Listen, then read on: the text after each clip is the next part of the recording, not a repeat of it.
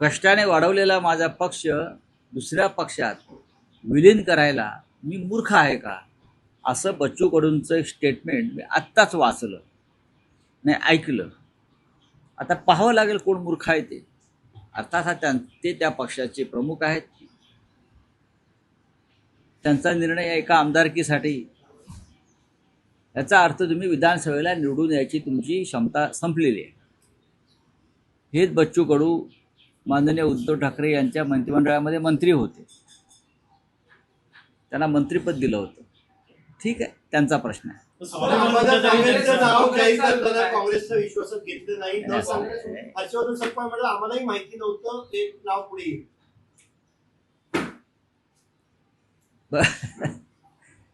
हा एक प्रश्न कायम, ते प्रत्येक वेळेला त्यांच्या काँग्रेसच्या मनामध्ये काही शंका असतात. राज्यसभेच्या वेळेलाही शरद पवारांच्या नावाविषयी त्यांच्या मनात संभ्रम होता, पण शरद पवार साहेबांना पाठिंबा देण्याचा पहिला निर्णय काँग्रेसनेच जाहीर केला. ते ठपका आमच्यावर ठेवतात.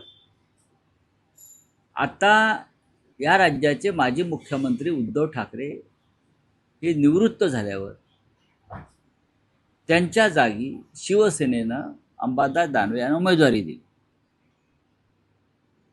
मला इतकंच म्हणायचं आहे की आपली संख्या तटपुंजी आहे, त्याच्यामुळे प्रत्येक वर्षी किंवा प्रत्येक निवडणुकीला आपल्याला काही गोष्टी वाटण करून घ्यावं लागेल. आत्ता शिवसेनेला आहे, मागची निवडणूक राज्यसभेची पवार साहेबांना गेली, पुढली विधान परिषद ही काँग्रेसने घ्यावी, अशा प्रकारचं चर्चा होऊ शकते. काँग्रेस पक्ष हा एक राष्ट्रीय पक्ष आहे. मला काल काँग्रेसच्या नेत्याने विचारलं आम्हाला काय मिळणार. आम्हाला काहीच मिळत नाही. काँग्रेसचं नेतृत्व जे आहे त्यांना आम्हाला असं सांगायचं वारंवार, आम्ही दिल्लीमध्ये राष्ट्रीय स्तरावर तुमच्या पाठीशी ठामपणे उभे आहोत.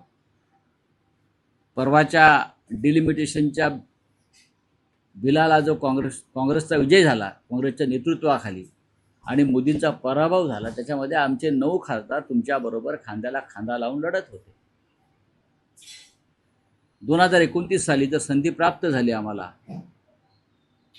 तर प्रधानमंत्री काँग्रेसचाच होणार आहे आमच्या सगळ्यांच्या पाठिंब्यावर.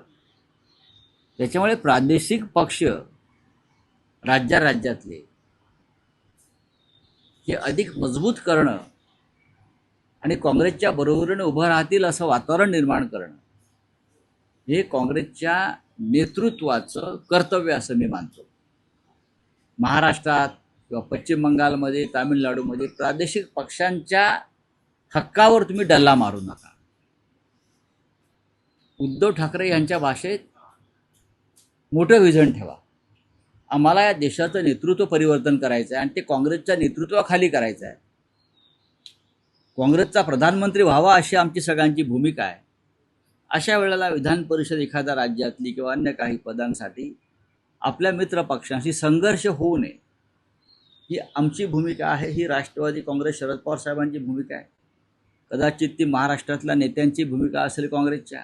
उमेदवार दिला तर त्यांनी काँग्रेसने त्याची तयारीच झाली उमेदवार द्यायची. ठीक आहे, पाहू आपण.